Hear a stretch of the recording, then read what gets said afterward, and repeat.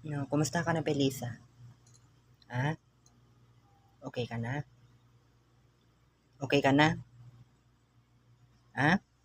Masama pa rin pakiramdam mo? Hmm? Masama pa rin pakiramdam mo? Hmm?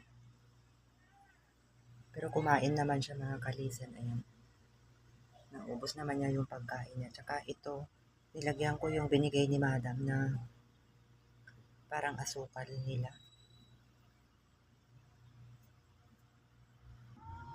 Ito, ayan o, D-glucose monohydrate.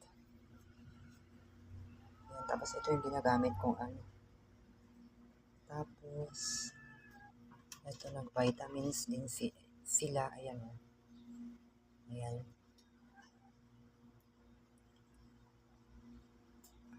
Ayan guys. Yan yung ginamit ko kanina. At nainom naman niya. No, ayan siya. Medyo ano na nga siya. Sumigla-sigla na nga siya ng konti. Bagya. Kaninang pagising ko, grabe. Nagulat ako sa kanya talaga. Kaya minabuti kong hiniwalay muna sa ano, ating mga poor babies doon. Ayan sila. Minabuti ko munang hiwalay sila. Pinalik ko sila sa baba. Sa taas yung tarukoy. Pero yan, binaldosan ko na dyan. Lahat. Yung pinaglabhan ko. Ayan.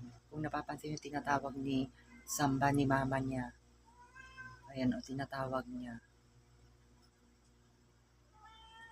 Kasi ano, wala siya sa mood talaga.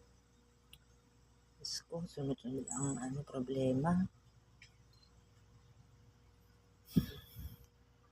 Kanina pa ako ninenervyos kay Pelisa. Kasi wala siya sa mood talaga, mga kalisa.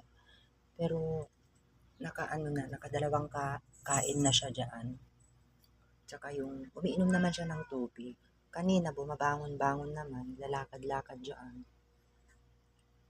Pero mararamdaman nyo talaga na hindi maganda ang pakiramdam.